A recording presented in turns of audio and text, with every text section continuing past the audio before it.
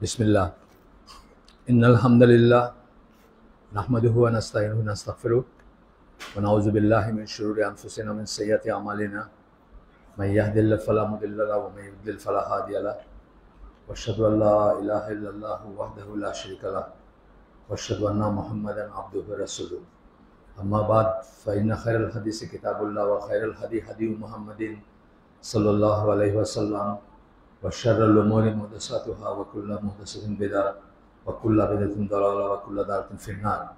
আসসালামু আলাইকুম ওয়া রাহমাতুল্লাহি ওয়া বারাকাতুহু।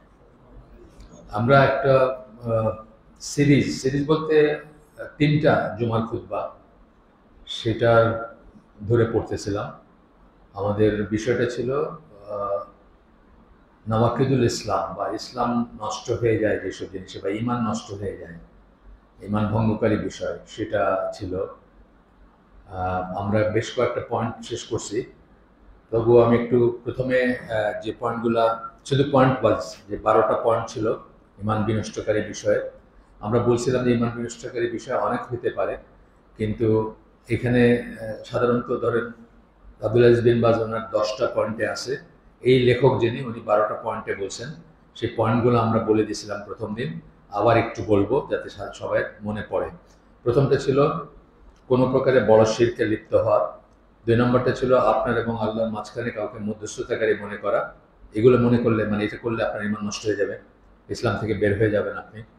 3 নম্বরটা ছিল কাফেরদেরকে কাফের মনে না করা, যারা এস্টাবলিশ কাফের, ধরেন ইহুদি খ্রিস্টান বা হিন্দু, তাদেরকে কাফের মনে না করা। বহু মুসলিম আছে সেটা করে না। 4 নম্বরটা ছিল যে আল্লাহ রাসূল সাল্লাল্লাহু আলাইহি ওয়াসাল্লাম যে জীবন ব্যবস্থা নিয়ে আসছেন তার চেয়ে অন্য কোনো জীবন ব্যবস্থাকে উন্নততর মনে করা। 5 নম্বর ছিল দিনের কোনো অবিচ্ছেদ্য অংশকে অপছন্দ করা, যেমন ধরেন পর্দা বা সালাত বা এই ধরনের কোনো কিছুকে অপছন্দ করা। এমনকি আপনি নিজে বাধ্য হয়ে সেটা করেনও যদি, তবুও আপনার ঈমান নষ্ট হয়ে যাবে যদি আপনি অপছন্দ করেন।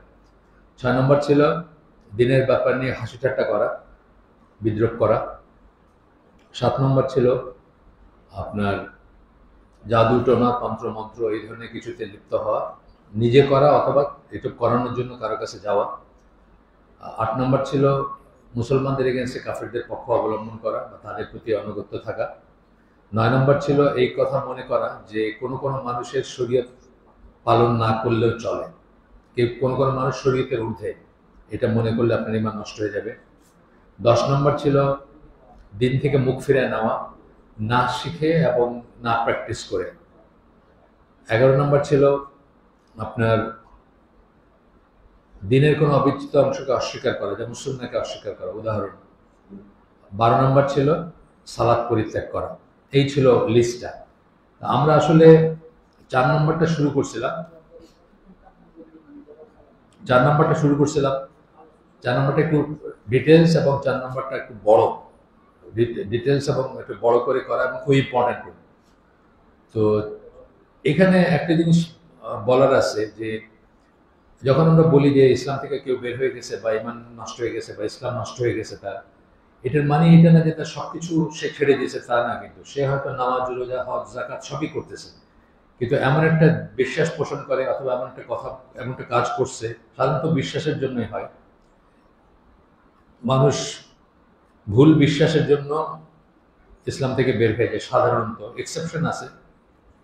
এই জন্য আমরা আগের দিন বলছিলাম যে কুফর অফ অ্যাকশন এবং কুফর অফ বিলিফ, মানে কাজের কুফর এবং বিশ্বাসের কুফরের ভিতরে তফাৎ করতে হবে, দুইটাকে আলাদা করে দেখতে হবে।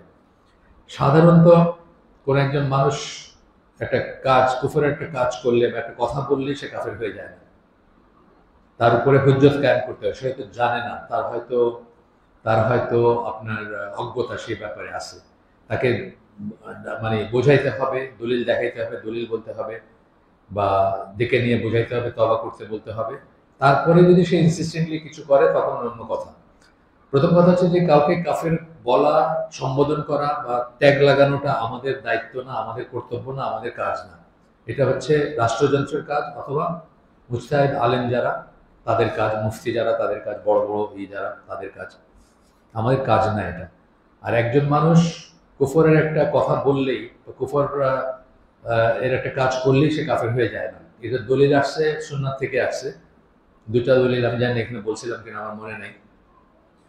প্রথমটা হচ্ছে একজন সাহাবী ছিলেন কৃতদাস, উনি পানি ভয় পাইতেন খুব। তো ওনার যারা ছিল, মানে যারা তাকে ওন করতো, মাস্টার্স মাওলা যাই বলেন, তো তারা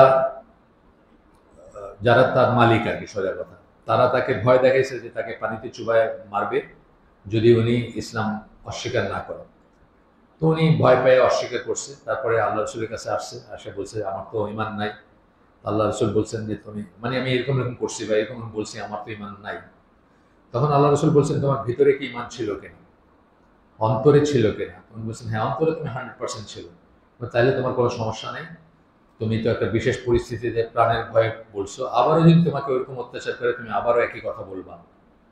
কোরআনে আসছে এই কথাগুলো, যে ভিতরে যদি থাকে আপনার আপনার ইমান ঠিক আছে তাইলে আর কি, কোনো বিশেষ পরিস্থিতিতে যদি আপনি বলেন। আরেকটা দলিল হচ্ছে যে হুনাইনের যুদ্ধের সময় সাহাবীরা আল্লাহ রসুলকে বললেন যে আমরা যখন মুশরিক ছিলাম, আমরা একটা যুদ্ধের সময় আমাদের অস্ত্র একটা গাছে ঝুলাই রাখতাম, তাতে আমাদের সৌভাগ্য আসতো, যুদ্ধে সফলতা আসতো। তো এখন তো আমরা মুশরিক থেকে মুসলমান হয়েছি, এখন তো আমরা মুসলিম, আপনার আপনার অনুসারী, আপনি আমাদের জন্য একটা গাছ ঠিক করে দেন যেটাতে আমরা এখন অস্ত্র ঝুলে রাখবো। তখন আল্লাহ রসুল তাদেরকে বলছিলেন যে তোমরা তো মুসার উম্মতের মতো হয়ে গেল। মুসার উম্মত তার কাছে একটা মূর্তি চাইছিল, একটু মূর্তি দিলে ওইটা উপাসনা বা ওইটা দেখে পূজা অর্চনা করবে। এটা মোহাম্মদ বিন আব্দুল ওয়াহাবের একটা লেখা, উনি দলিল হিসাবে বলছেন যে মোমেন বান্দা অজ্ঞতাবশত একটা কুফরের কথা বললেই সে কাফের হয়ে যায়। আল্লাহ রসুল কিন্তু তাদেরকে ইমান দোহরাইতে বলেন নাই, বা বলেন নাই যে তোমরা আবার তোমরা তো কাফের হয়ে গেছো। কোরআনের আয়াত আছে কিন্তু যে তোমরা ইমান আনার পরে কাফের হয়ে গেছো, সেটা কিন্তু আল্লাহ রসুল তাদেরকে বলেন নাই। এটা একটা দলিল যে অজ্ঞতাবশত কেউ একটা কিছু বলে ফেললে বা একটা কিছু করলে সে কাফের হয়ে যায় না। আমরা সবসময় খারিজিরা এটা করে যে ওরা কুফর অফ বিলিফ এবং কুফর অফ অ্যাকশনের ভিতরে তফাৎ করে না, মানে বিশ্বাসের কুফর এবং কাজের কুফরের ভিতরে কোনো তফাৎ করে না, কিন্তু আমরা সেটা করব। কিন্তু কিছু কাজ আছে, যেমন ধরেন কেউ আল্লাহকে গালি দিল অথবা কোরআন ডিসেক্রেট করলো, ছিঁড়ে পায়ের নিচে ফেললো, বা আছে না মানুষ করে তো অনেক সময়, কাফেররা করে। এটা যদি কেউ করে তার ব্যাপারে আর কোনো রকম মানে তার অজ্ঞতার অজুহাত বা অন্য কিছু নাই।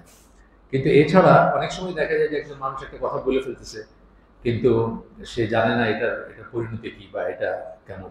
আমি একজনের কথা এখানে বলছি কিনা জানি না, উনি জাস্ট মারা গেলেন, এই জন্য তার নামটা আমি নাই বললাম, আল্লাহ তাকে মাফ করে দেন।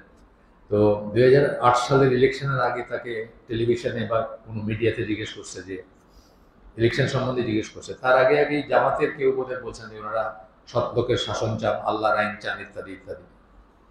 তো ওই লোক এসব বলতেছে আমরা আল্লাহর আইন চাই না। এইটা, এই যে চাই না বলছেন, এটা আসলে উনি বুঝেন না উনি কি বলতেছেন। আমি মোটামুটি শিওর, কারণ উনি মসজিদে যান, উনি বড় একজন মানুষ, এই দেশের খুব পরিচিত একজন মানুষ, মসজিদে যান। আমি একটা হালাকা করতাম তখন নোয়াখালী ডিএইচএস, একজন ব্রিগেডিয়ারের বাসায়, রিটায়ার্ড। তো ওইখানে আমাকে জিজ্ঞেস করছেন ওনারা যে উনি কি মুসলমান আছে নাকি। তা আমি বললাম যে এটা তো আমি বলতে পারবো না, উনি মুসলমান আছে কিনা এটা তো ওই হুজ্জত কায়েম করতে হবে, তাকে ডেকে জিজ্ঞেস করতে হবে আপনি কি জানেন এই কথাটা বললে যে ইমান নষ্ট হয়ে যায়। এই যে বলছে আমরা আল্লাহর চাই না, উনি অ্যাকচুয়ালি জামাতের বিরোধিতা করছে। বিরোধিতায় জামাত বলছে আল্লাহর চাই, উনি বলছে আমরা আল্লাহর চাই না। কিন্তু আমার মনে হয় উনি চিন্তা করে দেখছে যে আসলে উনি কি বলতেছে। এই কথা বললে তো ইমান নষ্ট হয়ে যাবে। কিন্তু আমরা তাকে কাফের বলবো না, কিন্তু আমরা বলবো কথাটা কুফর বা জিনিসটা কুফর, এইটা বোঝার ব্যাপার আছে। এইটা যখন আমরা পড়তেছি, আমরা দেখবো যে আমাদের পরিচিত ভিতরে অনেকেই তো এইটাই পড়ে যায়। জাস্ট ফর এক্সাম্পল, আল্লামা ইকবাল, ওনার নামে তো মসজিদে খুতবার সময় ওনার শের পড়া হয়, ওনাকে আল্লামা ডাকা হয়। উনি মনে করতেন যে হিন্দুরা কাফের না, কারণ হিন্দুরা একটা হায়ার গডে বিশ্বাস করে, পরমাত্মায় বিশ্বাস করে, সুতরাং ওরা কাফের না। এখন আমি কি আল্লামা ইকবালের কাফের বলবো নাকি? না, আমার এটা কাজ না। কিন্তু আমি বলবো উনি এটা কুফরের কথা বলছেন, এই কথাটা ঠিক বলেন নাই। ঠিক আছে, দুটো আলাদা জিনিস। যাই হোক, এখন আমরা এই 4 নম্বর পয়েন্টটা ইম্পর্টেন্ট বলেই আমি আবার একটু পিছন থেকে টেনে কথা বলবো আজকে। সেটা হচ্ছে যে আল্লাহ রসুল যে জীবন ব্যবস্থা নিয়ে আসছিলেন, তার চেয়ে ভালো কোনো জীবন ব্যবস্থা যদি আমরা মনে করি আছে, বাংলাদেশের হয়তো শিক্ষিত জনগোষ্ঠী যারা, আরবান এলিট যারা, আরবান নাগরিক সভ্যতার নাগরিক, মানে নগরগুলোতে যারা থাকেন, পড়াশোনা করেন যারা, তাদের আমার মনে হয় 70-80% মনে করেন যে ইসলাম এখন আর চলে না, তাই না? কথাবার্তা বুঝি না আমরা। ডেমোক্রেসি আমরা দেখতেছি না, যে ডেমোক্রেসি ডেমোক্রেসি করতে করতে মানুষ মারা যাইতেছে। ইসলাম আর এখন চলে না। কেউ যদি এটা মনে করে যে ইসলাম চলে না, democracy, socialism, capitalism, secular humanism, অন্য কোন একটা কিছু আপনি মনে করেন, তাহলে আপনার ইমান নষ্ট হয়ে যাবে। এই যে গত পরশু দিন 8 তারিখ 5 তারিখে মানিক মিয়া অ্যাভিনিউতে কনসার্ট হইল না, তো সারা গান নাচ হইল। তো আপনি যদি মনে করেন এটাই আপনার দেশের মানুষ চাইতেছে, এটাই দেশের মানুষের নরম, আপনি শুকরিয়া করতে পারতেন আল্লাহর কাছে যে আল্লাহ একটা অত্যাচারী শাসকের কাছ থেকে তুমি আমাদেরকে মুক্ত করছো। আপনি কি করলেন? আপনি গান নাচ কনসার্ট বাজাইলেন। দেখছেন না, গান নাচ কনসার্ট মানে অন্যরকম ব্যাপার আর কি। তো এই আর কি ব্যাপারটা, যে আমরা অনেকেই রিয়েলাইজ করি না যে আমরা বিশ্বাস হারাই ফেলছি। এইভাবেই চিন্তা করলে দেখবেন যে বহু মানুষ আপনার আশেপাশে, আত্মীয় স্বজন, ভাই বিরাদর আছে যারা আসলে বিশ্বাস হারাই ফেলছে। এই পয়েন্টটা পার্টিকুলার, এই পয়েন্টটার ব্যাপারে বলতেছে। এখানে আয়াত কোট করছেন, দুইটা আয়াত কোট করছেন। প্রথমটা সূরা আম্বিয়ার 107 নম্বর আয়াত। রাসূলকে বলতেছেন আল্লাহ যে তোমাকে আমরা পাঠাইছি রাহমাতুল্লিল আলামিন করে, মানে সারা জগৎ সমূহের জন্য মার্সি হিসাবে পাঠাইছি, করুণা হিসাবে পাঠাইছি।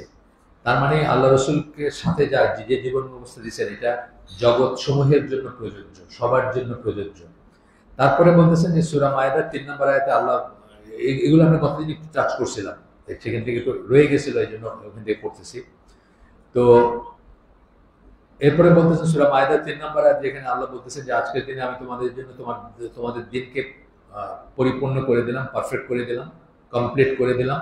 তোমাদের উপর আমার ফেভার যেটা, নিয়ামত সমূহ কমপ্লিট করে দিলাম, এবং ইসলামকে তোমাদের দিন হিসাবে নির্ধারণ করে দিলাম।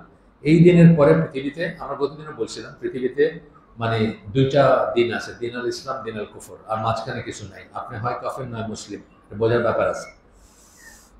এরপরে আমরা এইটা পড়ছিলাম, মুসলিমের এই হাদিসটা পড়ছিলাম যে ফাইন্না খায়রুল হাদিসি কিতাবুল্লাহ, আমরা প্রত্যেকদিন পড়ি এখানে। খায়রুল হাদি হাদি মুহাম্মাদিন সাল্লাল্লাহু আলাইহি ওয়াসাল্লাম, যে দিক নির্দেশনা, পথ নির্দেশনা, হেদায়েত হচ্ছে রাসূলেরটাই সবচেয়ে ভালো। তো এটা আর কি, যে আমরা যদি ওই সোশ্যালিজম, ক্যাপিটালিজম, কমিউনিজম এগুলাই করি, তাহলে আমাদের ঈমান নষ্ট হয়ে যাবে, বা নষ্ট হয়ে গেছে অলরেডি। আমরা ওটাকে তওবা করব এবং ওটা থেকে ফিরে আসবো ইনশাআল্লাহ। এরপরে সূরা মায়েদার, এটা বড়, এটা এই পয়েন্টটা বড় করে আলোচনা করছেন, বড় করে আলোচনা করারই কথা। সূরা মায়েদার 44 নম্বর আয়াত, 44, 45, 46, 47 এই আয়াতগুলো হচ্ছে এই সংক্রান্ত। কাফেরুন, জালিমুন, ফাসিকুন, 3 ভাবে বলছেন আল্লাহ, যে যারা আল্লাহর আইন ছাড়া অন্য কোনো আইন দিয়ে বিচার করে। এখন এরপরে বলতেছেন যে এই কুফর যে রাসূলের জীবন ব্যবস্থাকে একমাত্র জীবন ব্যবস্থা মনে না করে। দুইটা কথা, কিন্তু একটা হচ্ছে তার চেয়ে বেটার কিছু আছে, এটাতেও আপনার ঈমান চলে যাবে। আরেকটা হচ্ছে আপনি যদি মনে করেন এটা অনেকগুলার একটা, এ বি সি ডি, আপনার চয়েস আছে যে আপনি চুজ করতে পারেন এটা না ওইটা না ওইটা না ওইটা নিব, তাইলেও আপনার ঈমান নষ্ট হয়ে যাবে। কারণ এটা হচ্ছে একমাত্র জীবন ব্যবস্থা মুসলিমের জন্য। অন্যদের জন্য চয়েস থাকতে পারে, সেটা আমাদের বিচার্য বিষয় না। কিন্তু আপনি যদি মনে করেন আমি সেকুলার হিউম্যানিজম, অথবা আমি ডেমোক্রেসি, অথবা আমি ক্যাপিটালিজম দিয়ে জীবন চালাবো, বা কমিউনিজমের দিয়ে জীবন, মুসলমান দেশগুলো আছে না, সোশ্যালিস্ট আছে তো, ইরাক ছিল, আপনার মিশর ছিল, সিরিয়া ছিল, বাথ পার্টি, তারপরে সোশ্যালিস্ট পার্টি ছিল, তারা মানে রাশিয়ান ইসলাম করতে চাইতেছিলেন একটা সময় পর্যন্ত। আছে মুসলমানদের ভিতরে অনেক মানুষ মনে করে যে সোশ্যালিজমই হচ্ছে সলিউশন, সমাজ হচ্ছে সলিউশন। আমাদের দেশেই ছিল, আমাদের দেশে 4টা ইসের, আপনারা যারা একটু বয়স্ক তারা জানেন না, আমাদের রাষ্ট্রীয় 4টা মূলনীতি ছিল না, তার ভিতরে সমাজতন্ত্র ছিল একটা, ধর্মনিরপেক্ষতা ছিল একটা। আপনি যদি ঠিক মনে করলে আপনার ঈমান নাই। আপনি যদি এখন আপনার অজ্ঞতার অজুহাত থাকতে পারে, আপনি বলতে পারেন আমি কোনোদিন বুঝি নাই, কেউ বলে নাই, সেটা আল্লাহর সাথে আপনার হিসাব। কিন্তু আমাদের দেশে 90% মানুষ এই মতের না, এই মতের না। শিক্ষিত মানুষরা, বিশেষ করে গ্রামের মানুষরা তো বোঝে না, এত প্যাসপোস বোঝে না। তারা মনে করে ডেমোক্রেসি মানে বোধহয় খালি ভোটাভুটি। কিন্তু শিক্ষিত মানুষরা তো বুঝে প্যাস কোথায়, তারপরেও তারা মনে করে এটাই সুপিরিয়র। তার মানে আপনি মেয়ে বিয়ে দিবেন, ছেলে বিয়ে দিবেন, চিন্তার ব্যাপার আছে না, কার সাথে দিতেছেন, কি মনে করে সে, ব্যাপার আছে। মানে এগুলো অন্তত চিন্তা করবেন তখন। আচ্ছা, তো বলতেছেন যে এটা মুসলিম মানে খুব বেশি এই এই এই শ্রেণীর কুফরটা, এই যে এই কুফরটা যে আল্লাহর আইন ছাড়া অন্য আইন দিয়ে বিচার করে। আপনি দেখবেন উনি বলতেছেন আমেরিকার কথা বলুন, যেহেতু আমেরিকান কনভার্টেড মুসলিম, ধর্মান্তরিত মুসলিম, উনি আমেরিকার কথা বলতেছেন। মুসলিমদেরকে দেখছেন যে তারা ইসলামী ওয়েতে ডিভোর্স চায় না, একটা ডিভোর্স হয়েছে তারা কোর্টে গিয়ে করতে চায়, কারণ কোর্টে গিয়ে করলে তারা মনে করে বেশি রাইট পাওয়া যাবে। আমেরিকা একজন মহিলা, মুসলিম মহিলা, সে তার হাজবেন্ডের সাথে তার বনিবনা হইতেছে না, সে ইসলামী শরিয়া অনুযায়ী ডিভোর্স চায় না, সে চায় কোর্টে গিয়ে ডিভোর্স হোক। এটাই তো প্রমাণ করে যে আপনি আল্লাহ রসুল যে বিধান নিয়ে আসছেন আপনি এটাকে ঠিক মনে করেন না, এবং ওয়েস্টার্নটাকে আপনি সুপিরিয়ার মনে করেন, কারণ আপনার ওই অর্ধেক সম্পত্তি কেটে দিয়ে দিবে। ইসলামে তো অর্ধেক সম্পত্তির কোনো বিধান নেই, ইসলামে অন্যরকম ব্যাপারে। যাই হোক, তো এরপরে সূরা মাইদার 50 নম্বর আয়াতের কথা, এখানে 50 নম্বর 44 বললেন, তারপরে 50 নম্বর আয়াত কোট করতেছে যে তারা কি জাহিলিয়াতের যুগের বিচার আচার চায়? আল্লাহর চেয়ে বেটার মানে জাজমেন্ট আর কে দিতে পারে? Who is better in judgement than Allah for a people who have firm faith, যাদের দৃঢ় বিশ্বাস আছে তাদের জন্য আল্লাহর চেয়ে ভালো আর কোনো বিধান হইতে মানে বিচারক হইতে পারেন? কেউ আল্লাহর চেয়ে ভালো জাজমেন্ট দিতে পারে? পারে না। তারপরে বলতেছেন যে আমরা দেখি যে মানুষ জীবনের কিছু অংশে ইসলাম পালন করে আর কিছু অংশে ইসলাম পালন করে না। যেমন ধরেন এখন আমাদের দেশে বিয়েটা মানুষ মোরলেস ইসলামী রীতিতে চায়, জানাজাটাও ইসলামী মতো করে চায়, তারপরে আপনার চায় কি বলে সম্পত্তির ভাগাভাগিটাও অনেকে ইসলামের মতো করে চায়। কিন্তু কোর্ট কাছারি ওইগুলো গেলে কিন্তু আবার আলাদা হিসাব, ওইখানে কিন্তু ব্রিটিশ ল দিয়ে চলতেছে। তো আব্দুল আজিজ বিন বাজকে একটা প্রশ্ন করা হয়েছিল, ল পড়া জায়েজ কিনা, আইন পড়া জায়েজ কিনা। আইন বলতে এই পশ্চিমা আইন, যেটা আমাদের দেশের অ্যাডভোকেট সাহেবরা, জাজ সাহেবরা করেন। তো জাজ সাহেবদের সম্বন্ধে একটা কথা বলা হয় যে অ্যাট দ্য বেস্ট ফাসিক, অ্যাট দ্য ওয়ার্স্ট কাফের আর কি, জাজ সাহেব যারা। কারণ অ্যাট দ্য বেস্ট ফাসিক হলো উনি জানেন যে এটা ঠিক না, কিন্তু টাকার জন্য, পয়সার জন্য, চাকরির জন্য উনি ওই আল্লাহর আইন ছাড়া অন্য আইন দিয়ে বিচার করতেছেন, উনি ফাসিক। আর উনি যদি মনে করেন ওটাই ঠিক, তাহলে উনি কাফের। আব্দুল আজিজ বিন বাজকে এটাই জিজ্ঞেস করা হয়েছিল যে ল পড়া কি জায়েজ কিনা। উনি বলছেন 3টা ক্যাটাগরিতে ভাগ করবেন ল পড়ে যারা। প্রথমটা হলো যে মনে করে যে এই ল পড়াটা ঠিক আছে বা এই লটাই ঠিক, ব্রিটিশ ল বা যে ল দিয়ে আমাদের দেশের করে, উনি একদম স্টেট কাফের বলছেন। তারপরে শ্রেণীটা বলছেন যে মনে করে যে এটা ঠিক না, কিন্তু পয়সার লোভে মনে সে বিশ্বাস করে যে শরিয়াই বেস্ট, শরিয়ার লয় বেস্ট, কিন্তু পয়সার লোভে বা ক্যারিয়ারের জন্য বা অন্য কোনো কারণে সে মানে এই ট্র্যাপে পড়ছে, হয়তো জানতো না তখন। ধরেন যখন ল পড়ছে, ইউকেতে গেছে, ব্যারিস্টার হয়ে আসছে, বাপে অনেক পয়সা খরচ করছে, এখন জানছে গিয়া যে এটা তো ঠিক না। তো সে এখন ব্যারিস্টারি করতেছে, কিন্তু মনে মনে আল্লাহর আইনটাই শ্রেষ্ঠ স্বীকার করে এবং অনুশোচনা করে, তাকে বলছেন ফাসিক। আর আরেকটা শ্রেণী বলছেন যে যারা ইসলামী আইন সুপিরিয়র এইটা দেখানোর জন্য ওই ল পড়ে এসে করে, মানে প্র্যাকটিস করে, তাদের কথা বলছেন তার কোনো সমস্যা নাই।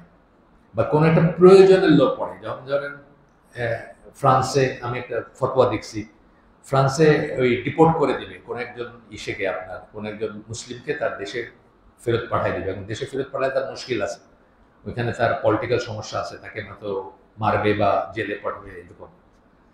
এখন এই লোককে ডিফেন্ড করার জন্য একজন মুসলিম বলতেছে যে এইরকম কেসগুলোকে ডিফেন্ড করার জন্য কি আমরা ল পড়তে পারবো কিনা বা প্র্যাকটিস করতে পারবো কিনা? বলছেন ইয়েস পারবো। কারণ এমন একটা আমাদের দেশে আছে, আমাদের দেশে একজন মুসলিম জেলে গেলে তারা, যেমন প্র্যাকটিসিং মুসলিম, আপনার আমার মতো কেউ গেছে, এই দেশে 6 বছর পরে বাইরেছে, এরকম রেকর্ড আছে, 6 বছর জেল কাটার পরে বাইরেছে, যে ও কেন জেলে সেটা কেউ জানে না, ও নিজেও জানে না, যারা ওরা জেলে রাখছে তারাও জানে না। সুতরাং এই সমস্ত নিয়তে যদি আপনি ল পড়েন বা ল প্র্যাকটিস করেন, ডিফারেন্ট ক্লজে পড়বে, কিন্তু ওই লকে ঠিক আছে মনে করে যদি আপনি করেন, তাহলে তো আপনি ইসলাম থেকে বাইরে হয়ে যাবেন। আচ্ছা, যাই হোক, এখানে বলতেছে যে কিছু অংশে আমরা ইসলাম পালন করি, কিছু অংশে পালন করি না। এরপর বলতেছেন যে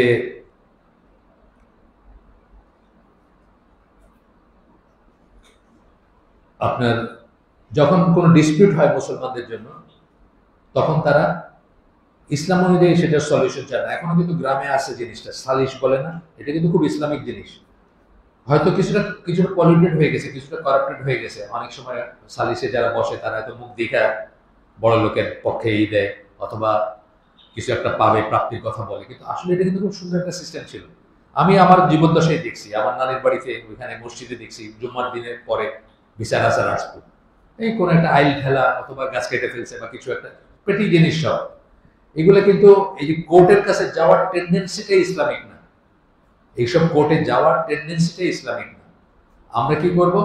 লাভের জন্য কখনো কোর্টে যাব না, ক্ষতি এড়াইতে যাব। ধরেন এই মসজিদটা বুলডোজার নিয়ে আসে ভাঙে ফেলবে, কেন? বলতেছে যে এটা অবৈধ। এখন আমাকে কি করতে হবে? আমাকে ইনজেকশন আনতে হবে না, এই একটা স্টে অর্ডার আনতে হবে যে এটা ভাঙা যাবে না। আমার তো কোনো উপায় নেই, তখন আমি কোর্টে যাব, ঠিক আছে। কিন্তু শখ কইরা আরেকজনের জমি দখল করার জন্য, একটা অ্যাডভান্টেজ পাওয়ার জন্য কোর্টে যাওয়া, এটা কিন্তু ইসলামিক না। আমরা কি করব? সালিশের মাধ্যমে চেষ্টা করব এটা করতে, এটাই ইসলামিক।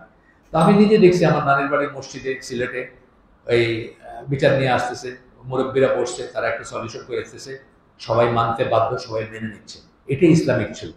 তো এখানে উনি, আমি যে কথাটা আগে বলে ফেলছি সেটা বলতেছেন যে ডিভোর্সের কথা বলতেছেন, যে whether man or woman seek the decisions of non-Islamic courts and they claim that those decisions are fairer on Islamic court, মানে পশ্চিমা কোর্টে যাবে এবং তারা বলে যে এটাই বেশি ফেয়ারার, মানে এটাই এই বিচারটাই বেশি আদল আলা, ইনসাফ আলা বিচার। এই কথা বললে আপনার ইমান থাকবে না।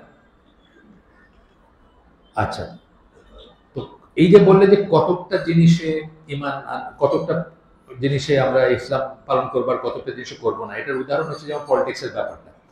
একজন লেখক আছেন, আপনারা তো নাম জানেন কেউ কেউ, মুরাদ উইলফ্রেড হফম্যান। উনি বেঁচে আছেন কি নাম জানেন? সম্ভবত বেঁচে আছেন, মৃত্যুর কথা আমি শুনিনি, বয়স্ক। উনি ন্যাটোতে জার্মান অ্যাম্বাসেডর ছিলেন। ওই অবস্থায় উনি মুসলমান হন, মুসলমান হয়ে রিজাইন করেন যে ওরা তো আমাকে বিশ্বাস করবে না। ন্যাটোর অ্যাম্বাসেডরদের ভিতরে একজন মুসলমান, জার্মানির অ্যাম্বাসেডর ন্যাটোতে, তো একটু সন্দেহের চোখে দেখবে না। উনি এটা বুঝছেন, বুঝে উনি রিজাইন করছেন আর কি। তো উনি বলতেছিলেন, ওনার একটা বই আছে ফেমাস, ইসলাম দ্য অল্টারনেটিভ।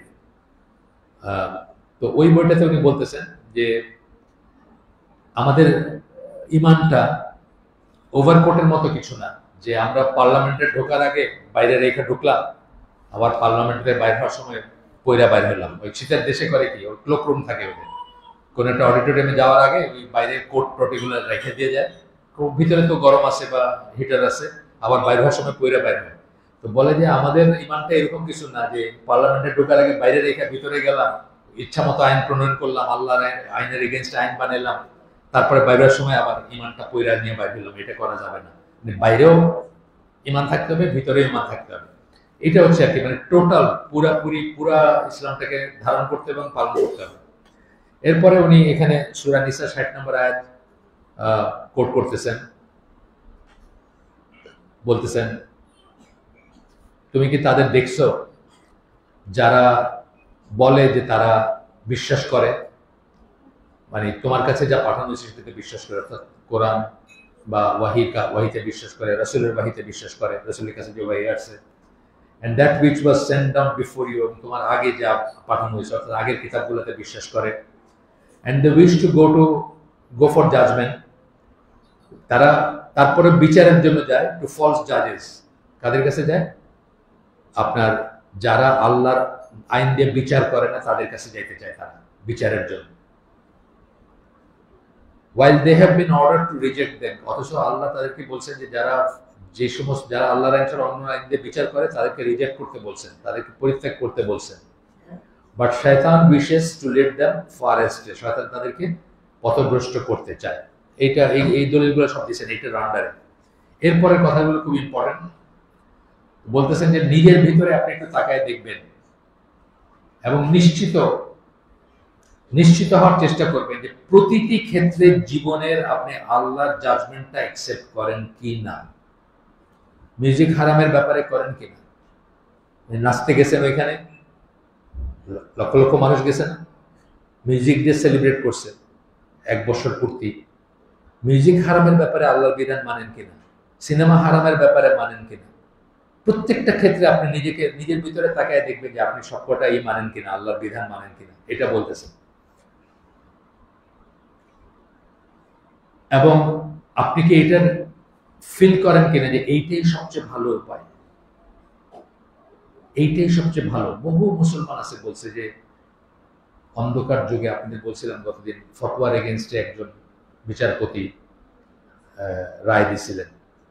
উনি আমার পাশের বাসায় থাকতেন, আমি তাকে চাচা ডাকতাম যখন আমি বড় হচ্ছি। তখন উনি অ্যাডভোকেট, উনি তখন জাজ হন নাই। উনি কিন্তু ওনার বাবার এত লম্বা দাড়ি ছিল এবং খুবই পায়াস মানুষ ছিলেন। রাজশাহী টিচার্স ট্রেনিং কলেজের প্রিন্সিপাল ছিলেন। আমি তাদের বাড়িতে গেছি রাজশাহীতে। তো উনি কিন্তু ফতোয়া দিয়েছেন যে আর অন্ধকার যুগে নিয়ে যাওয়া যাবে না। অন্ধকার যুগ মানে কি? ইসলামের যুগ।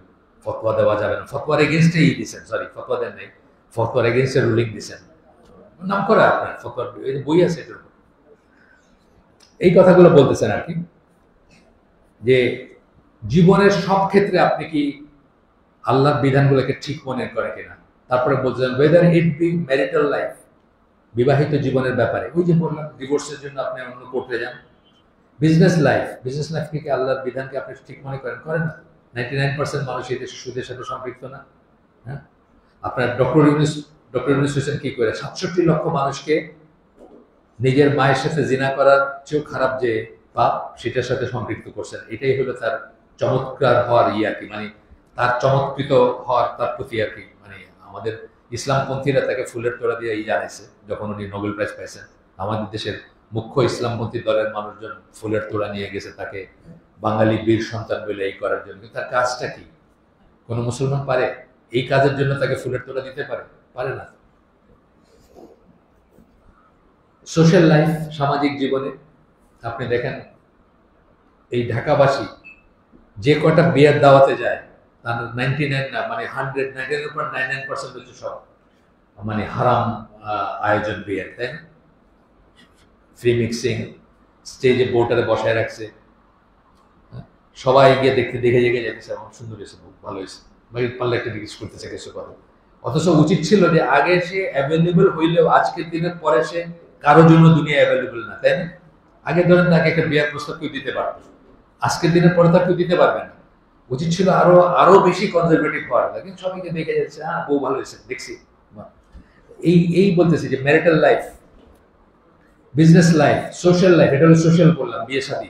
পলিটিক্যাল লাইফ দেখতেই পাইতেছেন, পলিটিক্যাল লাইফ কি জিনিস, কি চলতেছে আমাদের পলিটিক্যাল লাইফে। তো এই পলিটিক্স তো করতেই পারে না কেউ। আপনি শুধু দুইটা ক্লজ লাগাই দেন। একটা ক্লজ হলো মিথ্যা কথা কইতে পারবো না। বাংলাদেশে কোন পলিটিক্স আছে? শুধু বলে দেন যে মিথ্যা কথা বলা যাবে না, কোন পলিটিক্স নেই। একটা ইসলামিক ক্লজ লাগাই দেন যে নিজে কেউ ক্ষমতা চাইতে পারবে না। এটা কিন্তু ইসলামী জিনিস, জানেন? যে ক্ষমতা চাবে তাকে ক্ষমতা দেওয়া হবে না। আবু যর গিফারি চাইছিলেন, তাকে দেন নাই রাসূল সাল্লাল্লাহু আলাইহি ওয়াসাল্লাম। এবং এটাই ইসলামের নর্ম যে আপনি ক্ষমতা চাইলে আপনি ক্ষমতা পাবেন না। আছে কেউ পলিটিক্স করতে পারবে? কোন পলিটিক্সই নেই। ঢাক ডোল পিটাইয়া ব্যান্ড পার্টি নিয়ে গিয়া নিজের এই আমল নামা নিজে সাবমিট করে আসে গিয়া নির্বাচন কমিশন, তাই না? দেখছেন না? Political life and so forth. In all of these areas, we should all make certain that we are accepting, believing and applying. তিনটা কথা বললেন, accepting আমরা গ্রহণ করতেছি, মেনে নিচ্ছি, believing বিশ্বাস করতেছি, and applying প্রয়োগ করতেছি। এই সব কটা জায়গাতে ইসলাম প্রয়োগ করতেছে কিনা আমরা নিজেদের দিকে তাকায় দেখতে পাই। এবং এদের কথাই বলা হয়েছে এখানে যে যদি না করেন তার মানে আপনি ওই ক্ষেত্রে কিন্তু অন্যদেরকে বেটার মনে করতেছেন, ওই ক্ষেত্রে মনে করতেছেন যে এখন আর ইসলাম চলে না, এখন তো ডেমোক্রেসি দিয়ে করতে হবে, অথবা এখন আর ইসলাম চলে না, এখন তো গান বাজনা ছাড়া কেমনে চলবে। আমরা ভালো গান বাজনাই করতেছি, মানে এখানে বলছেন। আবার আইয়ুব বাচ্চুকে মনে করতেছে, একজন বলছেন এই উপলক্ষে তাকে স্মরণ করতেছেন। আইয়ুব বাচ্চুকে নবী না পয়গম্বর নাকি মুজাদ্দেদ অনেক কিছু নাকি আইয়ুব বাচ্চু তো এরকম করে দেখায়। গায়করা দেখছেন আপনারা, ইয়াং পোলাপান জানেন এরকম করে দেখে। এটা কি দেখায় জানেন? শয়তানের সিং। এরা হলো শয়তান পূজারী, জেনে হোক না জেনে হোক। এবং এদের যারা গুরু বব ডিলান ধরেন, সে বলছে যে সে কমান্ডার ইন চিফের কাছে সারেন্ডার করে এই প্রফেশনে আসে। কমান্ডার ইন চিফ বলতে সে শয়তানকে বুঝেছে। এটা শয়তানের একেবারে শয়তানের সিলসিলা। মিউজিকের যত ব্রাঞ্চ আছে ইসলামিক গান সহ যত ব্রেঞ্চ আছে সবগুলো শয়তানের সিলসিলা। কিন্তু আপনি ওইখানে গেলে আপনি মনে করতেছেন যে দাঁড়িয়ে এক লোকরা দেখলাম আমি এরকম করতেছি, ওই আমি টেনে টেনে দেখছি আর কি, লাইভ দেখিনি, পরে দেখছি কি হইলো এখানে, কি ডিক্লারেশন দিল, তখন দেখলাম আর কি গান বাজনা চলতেছে। and applying what the Quran and Sunnah state, এটা আমরা নিজের ভিতরে তাকায় দেখব, যদি না থাকে তাইলে আমরা নিজেদেরকে কারেক্ট করে নেব, মৃত্যুর আগেই কারেক্ট করে নেব, যত তাড়াতাড়ি সম্ভব কারেক্ট করে নেব। অনেকে ডেমোক্রেসি নিয়ে আমাকে প্রশ্ন করেন, খুব কমন প্রশ্ন। বাংলাদেশের মানুষ আসলে ডেমোক্রেসি বোঝে না। বাংলাদেশের মানুষ মনে করে মানে গণসাধারণের কথা বলতেছে, আপনাদের কথা না। বাংলাদেশের মানুষ মনে করে ডেমোক্রেসি মানে খালি ভোটাভুটি না, ডেমোক্রেসি মানে ভোটাভুটি না। এখানে ঠান্ডা লাগতেছে, ফ্যান ছাড়বেন কি ছাড়বেন না, হাত তুলতে কইলাম, আপনাদের অর্ধেকের একটু কম হাত তুললেন যে ফ্যান চলুক, আর বেশিরভাগ হাত তুললেন ফ্যান বন্ধ করেন, আমরা সেই অনুযায়ী ফ্যান বন্ধ করে দেবো। এটা ডেমোক্রেসি না, এটা হচ্ছে আপনার মত যাচাই করা। ডেমোক্রেসি একটা দিন, আলাদা একটা দিন। যারা মনে করে জনগণ সর্বভৌম, এই কথাটাতে আমাদের সবচেয়ে বড় আপত্তি। আল্লাহ ছাড়া কোনো সর্বভৌম সত্তা নাই। আপনি যদি এইটা বলতেন যে আমাদের দেশটা আল্লাহর বিধানকে কখনোই ওভারস্টেপিং করবে না, মানে আল্লাহর বিধানের বাইরে কোনো আইন প্রণয়ন করবে না, কিন্তু সংসদে আইনটা হবে ভোটাভুটির মাধ্যমে। প্রথমেই বললেন আল্লাহর আইনের বিরুদ্ধে কোনো আইন হবে না, তারপরে বললেন বাকি যেগুলা, ধরেন রাস্তা পার হবেন, লাল বাত্তিতে পার হবেন না সবুজ বাত্তিতে পার হবেন, এটা সংসদ ঠিক করবে ভোটাভুটির মাধ্যমে, কোনো সমস্যা নেই। কিন্তু আমরা তো তা করি না। আমাদের সংসদ আল্লাহর বিরুদ্ধে আইন করে না? অবশ্যই করে। কালকেই তো দেখলেন যে আমাদের সংসদ কি করবে, সেটা তো বোঝাই গেল পরশুদিন বা ওই যে 5 তারিখ। এরাই সংসদ করবে, এরাই আমাদের নেতা, এরাই আমাদের সবকিছু, এরাই গান গাবে, গাওয়াবে, গান শোনাবে, নাচাবে, এগুলোই চলবে সবখানে। সংসদে বসে এই ওর নাম কি, মমতাজ গান গেয়েছে, সংসদে বসে গান গেয়েছে, কোরআন তেলাওয়াত হয়েছে, গানও হয়েছে, সবই হয়েছে। যাই হোক, এরপরে আমরা যেতে যাচ্ছি সেটা হচ্ছে ইসলাম আপনার ইমান নষ্ট হয়ে যাবে যেগুলাতে, সেটা হচ্ছে যে আল্লাহ রসুল যা নিয়ে আসছেন দিনের অবিচ্ছেদ্য অংশ, সেটাকে যদি আপনি অপছন্দ করেন, এমনকি আপনি যদি সেটা করেন, এটা ধরেন উদাহরণ হচ্ছে একটা ছেলে তার বাপ তাকে বলছে যে বাবা তুমি আমার একমাত্র ছেলে, আমার 100 কোটি টাকা সম্পত্তি আছে, আমি সব দান করে যাব, তোমাকে ত্যায্য করে যাব যদি তুমি নামাজ না পড়ো। এখন ছেলে নামাজ পড়তে যায় বাপের সাথে, কিন্তু মনে মনে খুব অপছন্দ করে নামাজ পড়াটা, বিরক্ত হয়, কিন্তু যায় সে পড়তে। এটা একটা উদাহরণ। ধরেন পর্দার ব্যাপারে আছে, বাবা মা বলছে পর্দা করতেছে, কিন্তু মনে মনে খুব অপছন্দ করে। আমাদের একজন আছেন লরেন্স ব্রাউন, একজন কনভার্টেড মুসলিম, আমেরিকায় থাকতেন, এখন সৌদি আরবে থাকেন, 3টা মেয়ের বাপ উনি। উনি খুব সম্ভবত ক্যালিফোর্নিয়ার কোন একটা শহরে থাকতেন, পাশে পাকিস্তানি ইন্ডিয়ান অরিজিনের একটা ফ্যামিলি থাকতো, মেয়ে হিজাব টিজাব পরে, মানে বাপমা খুব পায়াস, বাপমা খুব ধার্মিক। ওই মেয়েটার 18 বছর বয়স হইল, সেই দিন সে ঘর থেকে বাইরে হয়ে গেল, হিজাব টিজাব ছাইড়া উল্টা দিকের একটা অ্যাপার্টমেন্টে বয়ফ্রেন্ডের নিয়ে থাকতে শুরু করলো। আর এটা দেখে উনি ডিসাইড করছে যে উনি তো 3টা মেয়ে, আমেরিকা থেকে সেখানে উনি সৌদি আরব চলে গেছে। উনি সাদা চামড়া মানুষ, সাদা চামড়া কনভার্টেড মুসলিম, আমেরিকান এয়ারফোর্সের অফিসার ছিলেন, ডাক্তার। তো এইটা আর কি, যে এই মেয়েটা যে হিজাব করছে 18 বছর পর্যন্ত, এটা পছন্দ করে নাই, সে তার বাপ মা বলতেছে দেখে করছে। এবং যেদিনই সে প্রাপ্তবয়স্ক হওয়ার সার্টিফিকেট পাইছে, ওই দিনই সে উল্টা দিকে গিয়ে বয়ফ্রেন্ড নিয়ে থাকতে শুরু করছে। এই শ্রেণীটার কথা বলতেছেন এখানে, যে আপনি একটা জিনিস বাধ্য হয়ে হয়তো করেন, কিন্তু আপনি মনে মনে ঘৃণা করেন। আমাদের দেশে বহু মেয়েরা আছে যারা মনে মনে ঘৃণা করে পর্দা করে, পারিবারিক পর্দা, সামাজিক পর্দা, বা একটা জায়গায় আছে সেখানে করবে না কেমনে, মানে সবাই করে।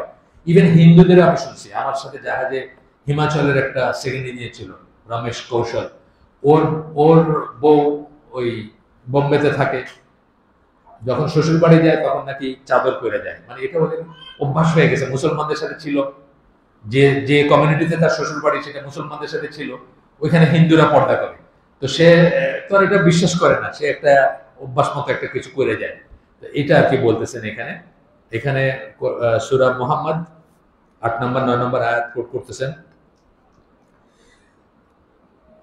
যারা অবিশ্বাসী, বাট দোজ হু ডিসবিলিভ, যারা অবিশ্বাসী ফর দেম ইজ ডিস্ট্রাকশন, তাদের জন্য ধ্বংস। And Allah will render their deeds vain, তাদের কর্মকে আল্লাহ ব্যর্থ করে দিবেন, তাদের কোনো কাজে লাগবে না। That is because they hate that which Allah has sent down, কারণ তারা ঘৃণা করে যেটা আল্লাহ নাজিল করছেন। আল্লাহ যেটা ওয়াহি নাজিল করছেন সেটাকে তারা ঘৃণা করে, তারা পছন্দ করে। বহু মানুষ আছে বাংলাদেশে, মুসলিম নামদারি বহু মানুষ আছে আল্লাহর বিধানকে অপছন্দ করে, ঘৃণা করে, বাধ্য হয়ে মেনে নেয়। তাসমিমা হোসেন, আপনার ইত্তেফাকের মালিকের বউ, মাফ চাইছে না পরে, আজানে নাকি তার কর্কশ শব্দ, পলিউশন হয়, কানে দূষিত হয়, তারপরে মাফ চাইছে, অপছন্দ করে। আজানের শুনলে গায়ে জ্বলে। সৈয়দ শামসুল হক মরে গেছে, ওই যে চটি হক যেটা বলতো, কি লাগছে, খেলারাম খেলে যায়, ওই লোক বলছে না কাউয়ার ডাকের মতো লাগে তার কাছে আজান শুনতে, অপছন্দ করতেছে সে। আল্লাহ যা নাজিল করছেন অপছন্দ, এইটাই অপছন্দ। কিন্তু বাধ্য হয়ে সে এই সমাজে থাকতেছে, পারতেছে না আপনাকে মূলোৎপাটন করতে, নাহলে করে ফেলতো, আপনারা আমাদের উৎখাত করে দিত, বাধ্য হয়ে থাকতেছে, কিন্তু সে অপছন্দ করে। নাম মুসলমান না, অপছন্দ করে সে। So he has made their deeds fruitless, তাদের সমস্ত কাজ, ভালো কাজকে আল্লাহ অর্থহীন করে দিয়েছেন। এটা আপনাদেরকে বলছি কিনা আমার মনে নেই। এখানে একটা কথা বলার আছে, একজন বিদেশি স্কলারের একটা বক্তব্য। উনি বলতেছেন যে মক্কা বা মদিনার মুশরিক বা কাফের যারা, তারা মুসলিমদের জিজ্ঞেস করতো যে এটা কিভাবে হয় যে তোমরা একটা ভালো কাজ করো, আমরা একটা ভালো কাজ করি, ভালো কাজ তো ভালো কাজই। আল্লাহ বলতেছেন যে কাফেরদের, মুশরিকের ভালো কাজে কোনো মিনিং নেই, সেটার কোনো ওজন থাকবে না, কিয়ামতের দিন সেটা স্ক্যাটার্ড ডাস্ট, মানে ওই ছড়ায় পড়ে যে ধুলা, সেটার মতো হবে, কোনো ওজন থাকবে না সেটা। তো ওই ভদ্রলোক বলতেছেন যে এটা মানে একটা উদাহরণ দিয়ে বোঝাচ্ছেন যে আমাদের যাদের ওজন 60 কেজি, এখানে 60 কেজি ওয়েট, ওজন 60 কেজি, ভর না ওজন, তারা যদি চাঁদে যায়, আমরা কিন্তু ফিল করবো আমাদের ওজন 10 কেজি ওয়েট, আমরা লাফায় লাফায় চলবো চাঁদে গেলে। মহাশূন্যে গেলে কি হবে, কোনো ওজন নাই মনে হবে, আমরা এইভাবে চাইলে ডিগবাজি খেতে পারবো শূন্যে। এটা কেন হয়? এটা হয় যে এখানে আমরা ভর, যে আমাদের যে ভর আছে, মানে যে বস্তু আছে, এটাকে জি বলে একটা জিনিস দিয়ে গুণ করলে ওজন হয়। আপনারা তো শুনছেন জি, যারা একটু সায়েন্স পড়ছেন, 19 পর্যন্ত পড়লে জানেন, এক্সেলারেশন ডিউ টু গ্র্যাভিটি বলি আমরা জি। এই পৃথিবীর জি যত, চাঁদের জি হলো তার 6/1 আর মহাশূন্যের জি হচ্ছে 0। তো উনি বলতেছেন যে মিজানে আমাদের যে কর্মফল দেওয়া হবে, ওইখানে গুণ করা হবে ওইটাতে ইমান ফ্যাক্টর দিয়ে। ইমান থাকলে পুরা ওজনটা হবে, আর ইমান 0 হলে ওটার কোনো ওজন থাকবে না। উনি খুব সুন্দর করে বোঝাইছেন, আপনাদের সাথে শেয়ার করলাম। এরপরে সূরা মুহাম্মাদের 28 নম্বর আয়াত কোট করতেছেন একই ইসে, this is because they followed that which angered Allah, এটা এই জন্য যে তারা আল্লাহকে যা রাগান্বিত করতো সেটা তারা ফলো করে, সেটা তারা অনুসরণ করে। আল্লাহকে রাগান্বিত, হারাম কাজগুলাকে আল্লাহর অপছন্দনীয় কাজ, এটা বুঝতে হবে। ফরজ কাজগুলাকে আল্লাহর সবচেয়ে পছন্দনীয় কাজ, তারপরে আস্তে আস্তে সুন্নাহ বা নফল কাজ, আর আরেকটু একইভাবে উল্টা সাইডে কি হারাম কাজগুলো হচ্ছে আল্লাহ সবচেয়ে অপছন্দনীয় কাজ, বা কুফরের কাজ যেগুলো, এগুলো কুফরের কথা আমরা পড়তেছি, সবচেয়ে অপছন্দনীয় কুফর, তাই না? কুফর, শিরক, তারপরে বেদাত, আস্তে আস্তে আস্তে অপছন্দনীয় লিস্ট আছে। শয়তান আপনাকে একটা একটা করে প্রথমে চেষ্টা করে কুফর শিরকের লিপ্ত করতে, না পারলে বেদাত, এরকম করে গ্র্যাজুয়ালি আসবে, একদম লাস্টে হচ্ছে আর কিছু না হলে আপনার ইউজলেস কাজে লাগাই দিল, মানে এমন কাজে লাগাই দিল যেটা কাজের কোনো মানে কোনো সুফল নাই। ধরেন আপনি নাসায় কাজ করেন, অনেক বড় চাকরি করেন নাসায়, আপনি সারা রাত বসে থাকেন একটা টেলিস্কোপ নিয়ে, এই 350 আলোকবর্ষ দূরে কোন একটা তারা থেকে কতদূর আলো বাইরেতেছে এটা আপনি নোট করেন, খালি এই কাজ করে আপনার জীবন শেষ। কিন্তু আল্লাহ আপনাকে মেধা দিয়েছিলেন যে আপনি অন্যটা করতে পারতেন, কিন্তু আপনি সেটা করলেন না। এটা একটা উদাহরণ। আচ্ছা, এখানে আবারই বলতেছেন যে আল্লাহ যে সমস্ত কাজ আল্লাহকে রাগান্বিত করে, তারা সেগুলা করত, সেগুলা ফলো করত, সেগুলা অনুসরণ করত। and hated that which pleased him, এবং যা কিছু আল্লাহকে প্লিজ করত, আল্লাহকে যেগুলা সন্তুষ্ট করে, ফজরের সালাতে আসা, দেখবেন যারা আল্লাহ রাসূল বলছেন না যে মুনাফিকের উপর সবচেয়ে ভারী হচ্ছে ফজর এবং এশার সালাত। ভারী কষ্ট লাগে ঘুম থেকে উঠতে, বা এখানে রাতের বেলা আবার যাব, এরকম লাগে। যা কিছু আল্লাহকে প্লিজ করে এটা তারা অপছন্দ করে। So he made their deeds fruitless, তাদের কর্মকাণ্ডকে আল্লাহ অর্থহীন বানায় দিয়েছেন। এই যে বিল গেটস অনেক ভালো কাজ করতেছে না, বিল গেটস ফাউন্ডেশন আছে আফ্রিকায়, আমাদের দেশে বোধ কিছু আছে, টাকা পয়সা আসছে বা আফ্রিকায় খুব দিতেছে বা এই করতেছে, এই কাজের কোনো মিনিং থাকবে না আল্লাহর কাছে। কারণ কি, সে আল্লাহ যা নাজিল করছেন সেটাকে পছন্দ করে না, অপছন্দ করছে, তার বিরুদ্ধাচরণ করছে বা এই করছে গেল। এরপরে বলতেছেন যে আল্লাহর কাছ থেকে ইমানের দাবি হচ্ছে আল্লাহর কাছ থেকে যত ওয়াহি আসছে তার প্রতিটিতে আপনি বিশ্বাস করেন, এবং যখন আল্লাহ আপনাকে কিছু করতে বলেন, ডু দিস, যেগুলা কোরআনে কিন্তু রাফলি 500 ডু এবং 500 ডু নট আছে। করো এবং কইরো না, এরকম অর্ডার 500 আছে রাফলি, করো এবং 500 কইরো না আছে। এই করো যেগুলা, এগুলা মানে কি, এগুলা আল্লাহ পছন্দ করেন, সেই জন্য বলছেন আল্লাহ করতে। উনি বলতেছেন আর যে আমরা এটা মনে রাখবো যে যেগুলো আল্লাহ করতে বলছেন এগুলো আল্লাহর কাছে প্লিজিং। আর আল্লাহকে যা সন্তুষ্ট করে সেটা আমাদেরকেও সন্তুষ্ট করা উচিত। আমরাও সেটাতে সন্তুষ্ট থাকবো, আমরা যেটাকে অপছন্দ করব না। যেটার ক্লজ, যেটার আন্ডারে আমরা এটা পড়তেছি, ক্লজটা হচ্ছে যে অপছন্দ করা। এর মানে এইটা না যে আমরা পারফেক্ট হয়ে যাব, তা না, কিন্তু আমাদের কোনো ভুল থাকবে না, আমরা কখনোই কোনো ভুল করব না, করি নাই, একদম ফুলের মতো পবিত্র বা ফেরেশতা, তা না। আমরা অনেক সময়ই পদস্খলন হবে আমাদের, কিন্তু আমাদের প্রথমত হচ্ছে ভিতরে গিল্টি ফিলিং থাকবে। যখনই আমরা একটা খারাপ কাজ করব, গিল্টি ফিলিং থাকবে। ধরেন আমি হাঁটতে গিয়া একজনের একটা গাছের চারা মারাই ফেলছি, খারাপ কাজে, আমার মনটা যেন সাথে সাথে ফিল করে যে খারাপ কাজটা খারাপ, পরবর্তী যেন কারেক্ট করে, এবং মনে যেন একটা বাসনা থাকে যে আমি এই কাজটা আর কোনোদিন করবো না। নেক্সট টাইম আমি এই রাস্তা দিয়ে হাঁটলে খেয়াল করবো যে আমি কারো চারা গাছের উপর পাড়া দিলাম কিনা। উদাহরণ দিলাম একটা আমি একই গাছ। তো এটাই বলতেছেন যে আমরা অনেক সময় একটা প্রহিবিটেড কাজ করে ফেলতে পারি। আমার এক কাপ চা দিন, he will still detest it because he will know that it is wrong. আমরা কিন্তু সেটাকে খারাপ বোধ করব, আমাদের মনে কষ্ট হবে, আমাদের মনে গিল্টি ফিলিং হবে, অপরাধ বোধ হবে। কারণ কি, এই কাজটা ঠিক না। এইটা হচ্ছেই মানে যতক্ষণ, আরেকটা কথা আছে, এটা হাদিসে আসছে যে যতক্ষণ আপনার খারাপ কাজ আপনাকে পীড়া দেয়, যতক্ষণ বাকি থাকবে আপনার মনে কষ্ট, একসময় কিন্তু আর কষ্ট থাকবে না। সিজন ক্রিমিনাল যেগুলো, তাদের কিন্তু আর কোনো কষ্ট নেই, হ্যাঁ তাই না? আপনি একটা থাপ্পড় মেরে 3 দিন ঘুমাইতে পারেন না একজনের, যে আমি এতে কি করলাম, একজন মানুষের থাপ্পড় মারলাম। কিন্তু 1000 কোয়ার্টারে মারছে এক লোকের কথা উঠছে না কয়েকদিন আগে, এখানে বন্দুক ধরে মারতো, এবং যখন রক্ত আর মগজে এসে হাতে লাগতো তার খুব আনন্দ হইতো। এই যে গুম খুনের হিসেবে বাইরেছে, সিজন হয়ে গেছে, তার খারাপ কাজে আপনার খারাপ লাগে না। যতক্ষণ পর্যন্ত আপনার খারাপ কাজ আপনাকে পীড়া দেয়, ততক্ষণ আপনি বুঝবেন যে আপনার এখনো ঈমান বাকি আছে, আপনাদের ঈমান রয়েছে আপনাদের। গেল। এরপর একটা এইখানে বলতেছেন আয়েশা যে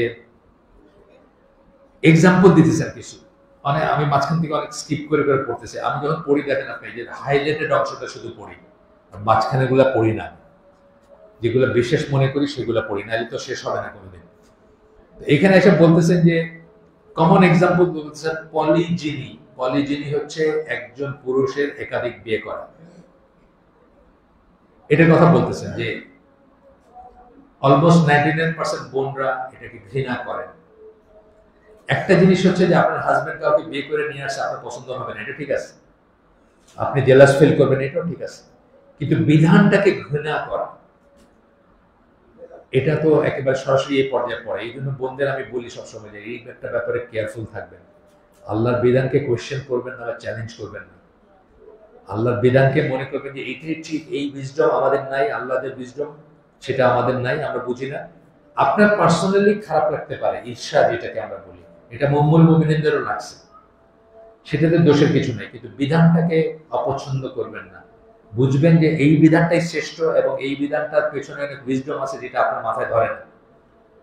অনেক অনেক উইজডম আছে। পলিজিনের কথা বললেন, আরেকটা বলতেছেন যে রিবা। বহু ব্যবসায়ী মানুষকে আমি বলতে শুনছি যে তাইলে আর ব্যবসা করতে হবে না, তাইলে আর ব্যবসা বাণিজ্য কেন হবে, ব্যবসা বাণিজ্য হবে না, বন্ধ করে সব বসে থাকতে হবে ঘরে যদি সুদ সম্পৃক্ত না হয়। আসলে তো তাই, বড় ব্যবসাগুলো থেকে তো সুদ ছাড়া কোনো কারবারই নেই।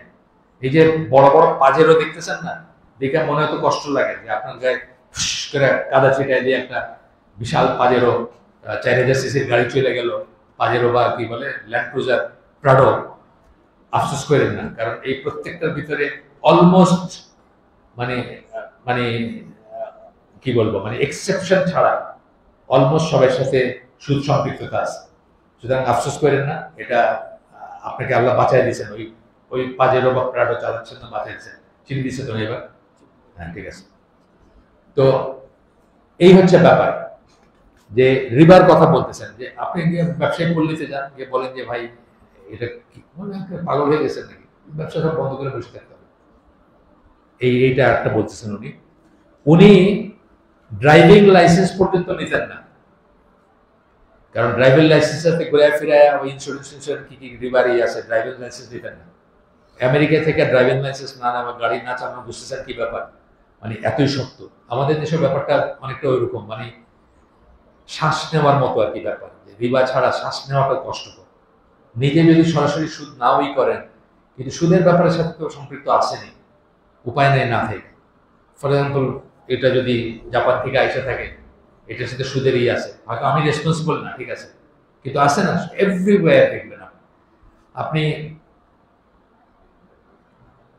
আজকে যদি এখানে এই জায়গাটার নাম কি, এই মোড়টার নাম দোয়ারিপাড়া, এর মধ্যে শুয়োরের গোশতের দোকান খোলে, আপনারা সবাই ভাঙতে যাবেন না? সবাই ভাঙতে যাবেন, দল বাইন্দা দেখবেন বস্তির থেকে মানুষকে বাইঙে দিছে। করে কি, মুসলমানের পল্লীর ভিতরে শুয়োরের গোশতের দোকান দিছে, বাইঙে দিয়ে ফেলবে সব গিয়ে। শুয়োরের গোশত কিন্তু আল্লাহ বলেন না যে আল্লাহর সাথে যুদ্ধ ঘোষণা করবে, যে শুয়োরের গোশত খাবে, এটা বলেন নাই। কিন্তু সুদের ব্যাপারে বলছেন আল্লাহর সাথে যুদ্ধ ঘোষণা করা হবে। দুয়ারে পারে আশেপাশে ব্যাংক আছে কয়টা, গেলে আপনি স্যুট টাই পরা ম্যানেজার আপনার এক কাপ চা খাওয়ায়, আপনি খুব খুশি হয়ে বাকবাকুম করতে করতে বাইরে আসেন এখান থেকে। পারলে মেয়ে বিয়ার দেওয়ার কথা চিন্তা করেন, যে কত স্মার্ট লাগতেছে ম্যানেজারটা দেখতে, হ্যাঁ, রিভলভিং চেয়ারে বসে, এয়ার কন্ডিশনের ভিতরে টাই পরা, গরমের দিনে টাই পরে বসে আছে, কত স্মার্ট লাগতেছে দেখতে। আবার আমার বিদেশি কফিও খাওয়াই দিলে এক কাপ, আপনার মনে মনে চিন্তা হয় যে এরকম একটা ছেলে পাইলে মেয়েটার বিয়ে দিতে হবে। এটাই হচ্ছে কথা, আমাদের অর্ডার অফ প্রায়োরিটি চেঞ্জ হয়ে গেছে। যেটা আল্লাহ যুদ্ধ ঘোষণা করবেন বলছেন, ওইটা আমরা সম্মানজনক ভাবে রাখছি নিজেদের ভিতরে, আর যেটার কথা বলছেন শুধু হারাম, ওইটার জন্য আমাকে ভেঙে দিব দোকান আর কি। আমাদের প্রায়োরিটি চেঞ্জ হয়ে গেছে, এটা বোঝার ব্যাপার আছে। আচ্ছা, গেল। এরপরে বলতেছেন আরো কিছু কথাবার্তা বলছেন, যাই হোক। এরপরে আসতেছে যে না, একটু দেখি,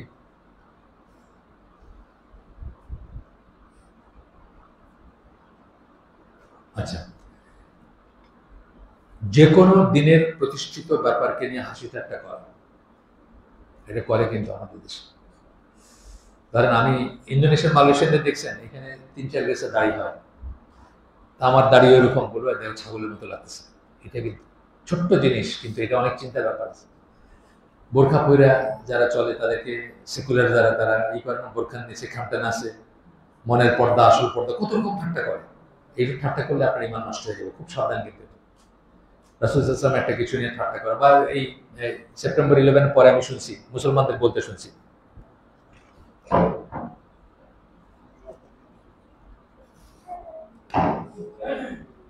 আরে যাও যাও তোমরা তো হুর পাইবা, যে সে বাইরে হলো না যে মুসলমান সন্ত্রাসী, এটা সেটা, মরলে গিয়ে তো হুর পাইবা, যাও।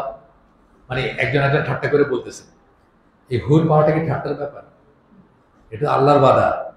আপনি কি নিয়ে ঠাট্টা করতেছেন? আপনার আল্লাহ বাদা নিয়ে ঠাট্টা করতেছেন, আপনি আসলে বাহি নিয়ে ঠাট্টা করতেছেন। সে মনে করছে একজনে খুঁজাইতেছে আর কি, যে তুমি তো খুব চেতনা তোমার, তুমি যাও, হুর পাইবা, গেলে মরে গেলে।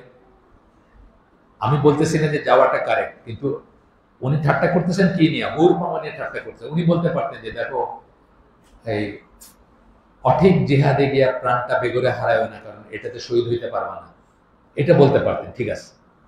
এই যে 350 জর্দার কোটটা দিয়া বাংলাদেশে মারল না একসাথে বোমা, জেএমবি, 50-100 বছর পিছিয়ে দিয়ে গেছে দেশটারে। প্রতিটি রিলিজিয়াস ইনস্টিটিউশনে মানে কি বলবো ইন্টারফারেন্স হয়েছে, ডিবি আসছে, আসছে, র্যাব আসছে, কত রকমের ঝামেলা হয়েছে না, কত প্রতিষ্ঠান বন্ধ হয়ে গেছে। তো আপনি কি লাভ করছেন কোন অঠিক জেহাদ? অঠিক জেহাদে আপনি নিজেরও লাভ করবেন না, সমাজেরও লাভ করবেন না, দেশেরও লাভ করবেন না, এটা বলতে পারতেন।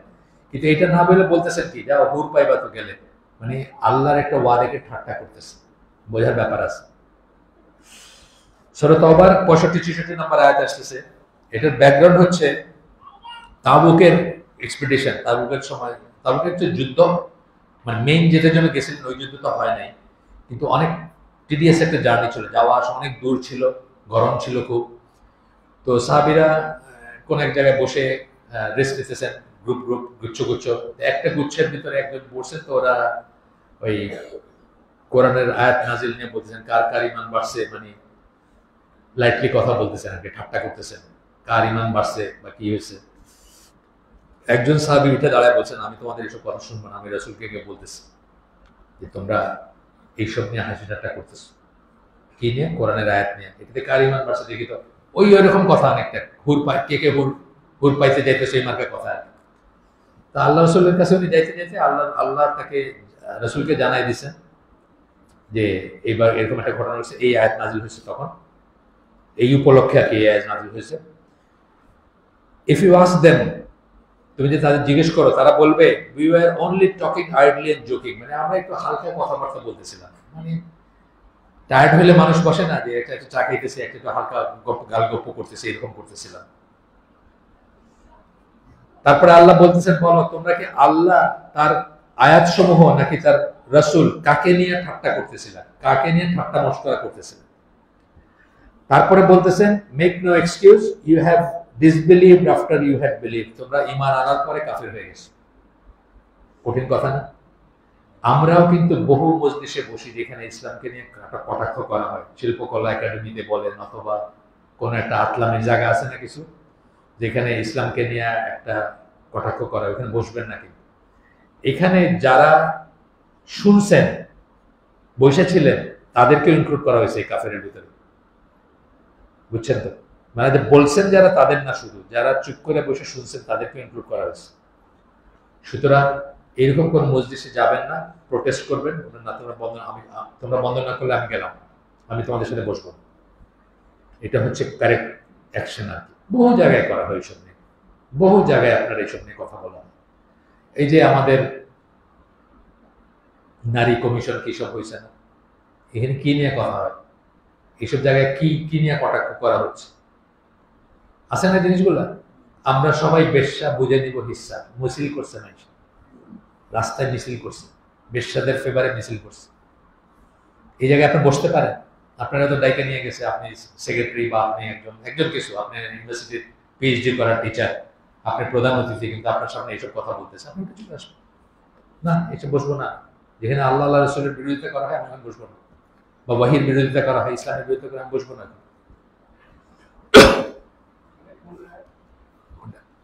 এটা সূরা তাওবা 65-66 নম্বর আয়াত, যেটা এখন পড়লাম। আর এরপরে একটা পড়বো যেখানে আল্লাহ বলতেছেন না বসতে।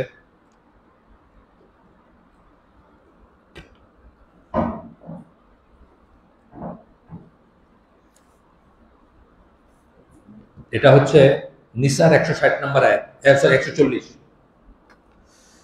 এন্ড তোমাদেরকে অলরেডি তোমাদের কাছে জানানো হয়েছে তোমাদের কিতাবে যে তোমরা যখন আল্লাহর আয়াত সমূহকে যখন দেখবা যে মানুষ অস্বীকার করতেছে বা হাসি ঠাট্টা করতেছে, এটা নিয়ে তসলিমা নাসরিন বলছেন যে কোরআনের সংশোধন করা উচিত। বহু নারীবাদী মহিলারা মনে করে যে কোরআন সংশোধন করা উচিত, হ্যাঁ, এটাকে এডিট করা উচিত। একটা অক্ষর এডিট করার ক্ষমতা পৃথিবীতে কারণে, অক্ষর, একটা হারাকাত বুঝেন, জের জবর শুধু চেঞ্জ করতে চাইছিল মুতাজিলিরা, সারা দুনিয়ার স্কলাররা সেটা এগেইনস্টে প্রতিবাদ করছে। একটা আল্লাহকে আল্লাহ বানাই দিতে চাইছিল, শুধু দম্মার ইসে ফাতহা দিতে চাইছিল, হ্যাঁ, পেশের জায়গায় জবর দিতে চাইছিল। সারা দুনিয়ার আলেমরা এটা রোধ করছে, একটা হারাকাত চেঞ্জ করতে দেন নাই।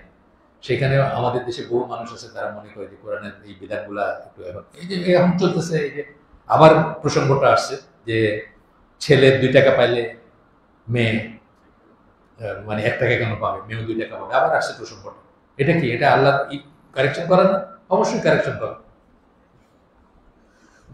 তো বলতেছেন যেখানে আল্লাহর আয়াতকে অস্বীকার করা হয় অথবা হাসি ঠাট্টা করা হয় সেটা নিয়ে, দেন সিট নট উইথ দেম, তাদের সাথে বসবা না। আল্লাহ বলেছে সরাসরি তাদের সাথে বসবা না। Until they engage in a talk other than them, যতক্ষণ তারা প্রসঙ্গ পরিবর্তন না করে বসবা না তাদের সাথে। আপনি উঠে যাবেন। প্রোটেস্ট করলেই দেখতেন যে এফেক্ট আছে, প্রোটেস্ট করে না দেখে তারা মনে করে সবই চলে। বলতেছে তো আমাদের সামনে, বলতেছে না সব।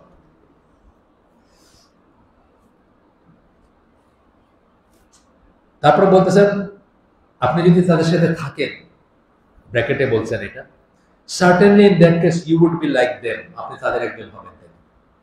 কত বড় কথা চিন্তা করছেন, আপনি তাদের একজন। সেটা ওই সূরা তওবার আয়াতে ওই ব্যাপারটাই আসছে যে যারা একজন শুধু উঠে আসছেন কিন্তু বাকি যারা বসে শুনছেন তাদেরকে ইনক্লুড করছেন আল্লাহ এটার ভিতরে। কোনো অজুহাত দেখায় না, make no excuse. You have disbelieved after you have believed, সূরা তওবার আয়াতটি বললাম, এটা লাস্ট কথাটা ছিল, এটা আমি বলছি কিনা আমার মনে পড়ে না, হয়তো ওইটা স্কিপ করে গেছি। কোনো এক্সকিউজ দেখায় না, কোনো অজুহাত দেখায় না, তোমরা কাফের হয়ে গেছো, বিশ্বাসী হওয়ার পরে কাফের হয়ে গেছে। আচ্ছা, এই আয়াতে ফিরে আসি আবার। তো বলতেছেন যে তুমি যদি বসে থাকো তাদের সাথে তাহলে তুমি তাদের একজন। Surely Allah will collect the hypocrites and the disbelievers all together in hell. আল্লাহ জাহান্নামে মুনাফিকদের এবং কাফেরদেরকে একসাথে জড়ো করবেন। আয়াত শেষ, সূরা নিসার 140 নম্বর আয়াত। এখন বলতেছেন যে মুসলিমরা এখনকার দিনে যারা ইসলামের শিক্ষা নিতে চায়, ইসলাম মানতে চায়, ইসলাম পড়তে চায়, ইসলাম জানতে চায়, তাদেরকে মানুষ হাসি ঠাট্টা করে, তাদেরকে নিয়ে ইভেন নিজের বাপ মারা করে, তুই তো দেখি হয়ে গেলি, দরবেশ হয়ে গেলি, মানে দাঁড়িয়ে রাখছে, মা বলতেছে, বাপ বলতেছে, এই বয়সে দাঁড়িয়ে রাখে কেউ, তুই তো দরবেশ হয়ে গেলি। তো ড্রেসের জন্য করে, এটা কি পরে আসছিস? মানে আপনি একটা কোনো জায়গায় গেছেন, যে মানে ধরেন একটা পার্টি হবে বা একটা দাওয়াতে গেছেন, নাম করা একটা কোনো একটা জায়গায় দাওয়াত দিছে, ধরেন রাওয়া ক্লাব অথবা বড় কোনো একটা জায়গায়, সবাই সুটেড বুটেড গেছে, আপনি এটা কি করলে তুই আজকে, মানে ফ্রেন্ড আপনার বলতেছে, আপনি বেশি দাড়ি নিয়ে টাকনুর উপরে কাপড় নিয়ে ঠাট্টা করে, দাড়ি নিয়ে ঠাট্টা করে।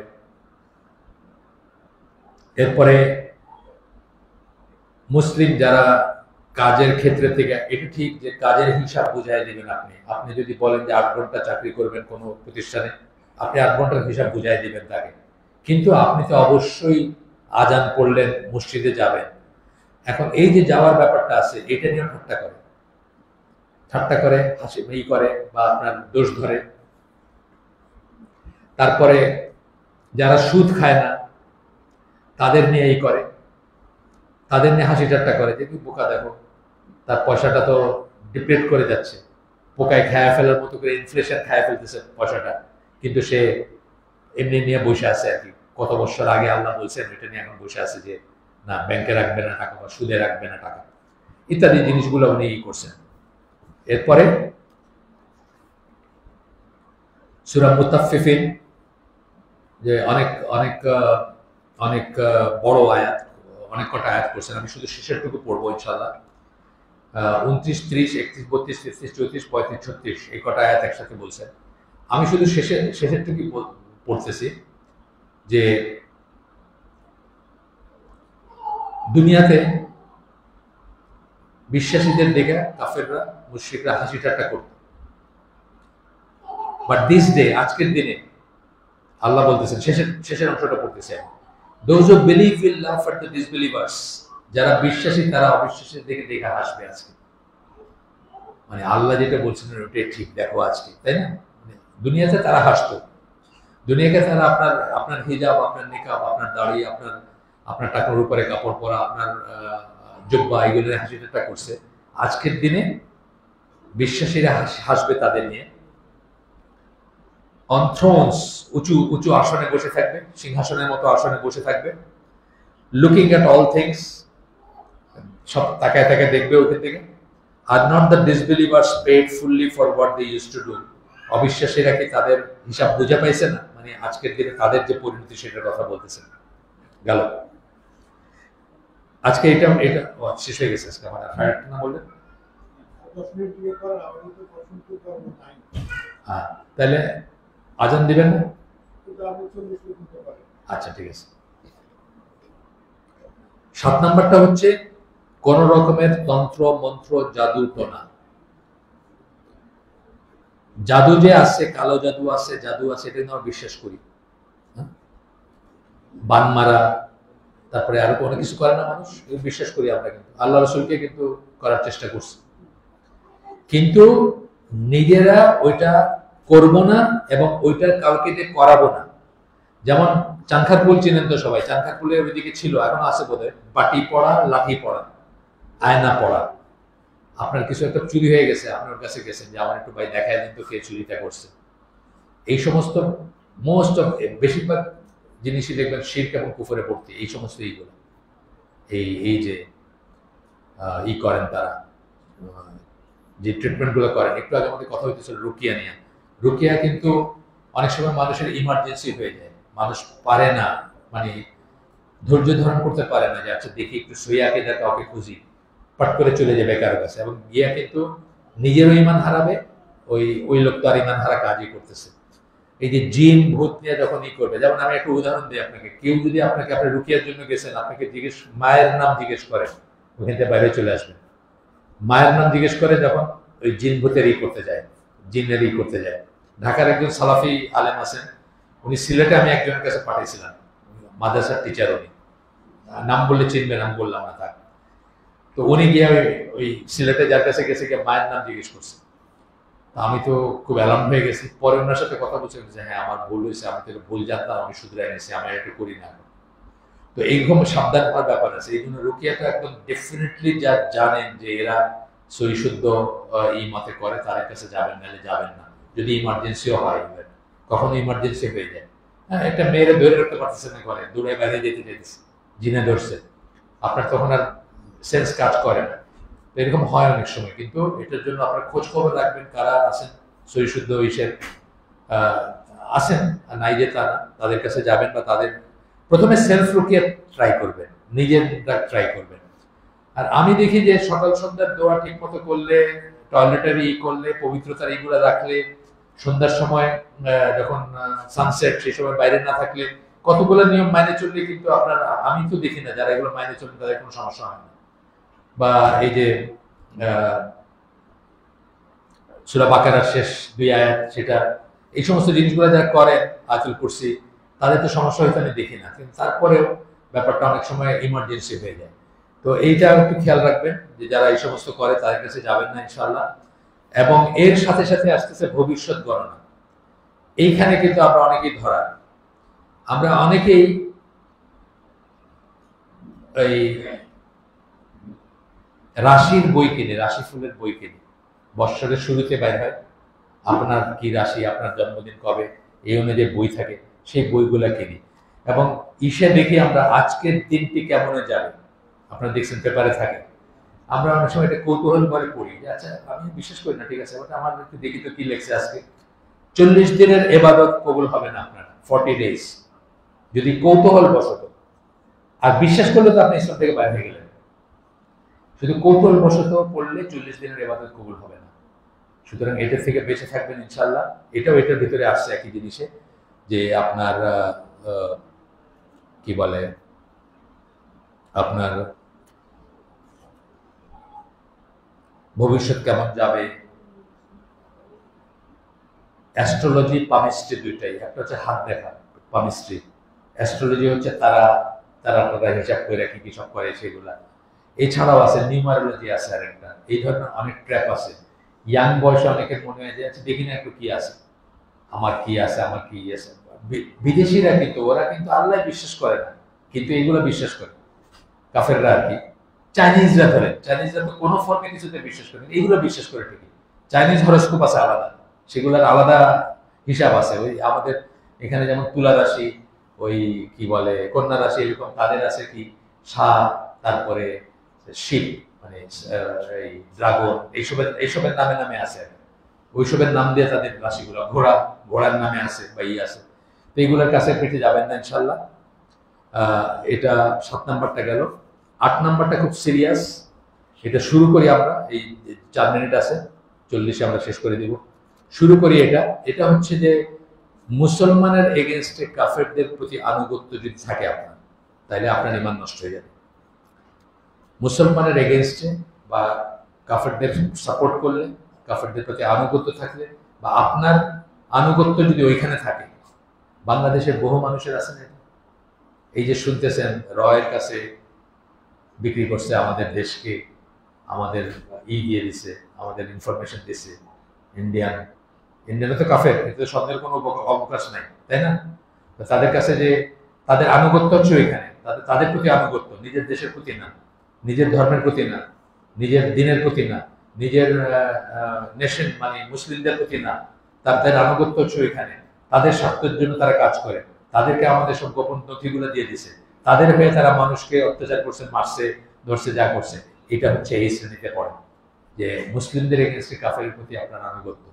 একজন মুসলিম আমার কয়েকদিন আগে একজন লিখছে, ইন্ডিয়া থেকে লিখছে যে সে কি কোনো স্পেশাল ফোর্সে মুসলমান, সে স্পেশাল ফোর্সে জয়েন করবে, তার চাকরিটা কি জায়েজ হবে কিনা। এই চাকরির অংশ হিসাবে তো সে কাশ্মীরের টেরোরিস্টদের এগেনস্টে অ্যাকশন নিতে হইতে পারে, বা পাকিস্তানিদের সাথে যুদ্ধ করতে হইতে পারে। তারপরে সে যুক্তি দেখেছে পাকিস্তান তো আর ইসলামী দেশ না, পাকিস্তানের তো আর ইসলামের জন্য যুদ্ধ করে না, সেই ক্ষেত্রে কি আমি করতে পারবো নাকি তাদের সাথে যুদ্ধ? আমি তো উত্তরই দিই নাই, কারণ তার সে বোঝার তার ক্ষমতায় নেই আমি কি বলবো সেটা। কিন্তু এইটাও একটা জিনিস আর কি, যে এটা যদি কেউ আপনাকে জিজ্ঞেস করে, তাহলে অতি অবশ্যই কোনো কাফের বাহিনীতে কোনো মুসলমান যুদ্ধ করতে পারে না যখন তার কোনো মুসলমানের এগেনস্টে দাঁড়ানোর সম্ভাবনা আছে। তো দুনিয়ার সব কাফের দেশগুলো কার সাথে যুদ্ধ করে? মুসলমানদের সাথে যুদ্ধ করতেছে। ধরেন আফগানিস্তানে সব আসছে না, ন্যাটো আসছে, সবাই বাইরের আসছে। আমার এক বন্ধুর ছেলে মারা গেছে আমেরিকান আর্মির হয়ে আফগানিস্তান। তো ওই বন্ধুর মা মানে ছেলের দাদি মোহাম্মদপুরে থাকেন, উনি আবার মিলাদ পড়াইছেন, নাতি শহীদ হয়েছে দেখে আর কি। নাতির শহীদ হয়েছে আমেরিকান আর্মির হয়ে। আমেরিকান আর্মির হয়ে যুদ্ধ করলে শহীদ হবে না? হবে না। এই ক্লজে পড়বে আপনার আসলে এটা ঈমান বিনষ্টকারী বিষয়। আপনার যখন আনুগত্যটা ওদের প্রতি থাকবে, বাংলাদেশের বহু মানুষের আনুগত্য মুসলমানদের এগেনস্টে গিয়া ইন্ডিয়ার প্রতি, আমেরিকার প্রতি, অথবা অন্য যে দেশ তারা করে পারলে তার প্রতি আছে। এটা থেকে আমরা সাবধান থাকবো, এবং মনের দিক দিয়েও আমরা থাকবো, কেয়ারফুল থাকবো। ফিজিক্যালি না করলে মনেও আসতে পারে অনেক সময়, তাই না? মনের জন্যও কেয়ারফুল থাকবো যে আমাদের আনুগত্য যেন কাফেরদের সাথে না থাকে। তো আমরা আজকের জন্য শেষ করে দিই। সুবহানাকা আল্লাহুম্মা বিহামদিকা আশহাদু আল্লা ইলাহা ইল্লা আনতা আস্তাগফিরুকা ওয়া আতুবু ইলাইক। আমরা যে শুনলাম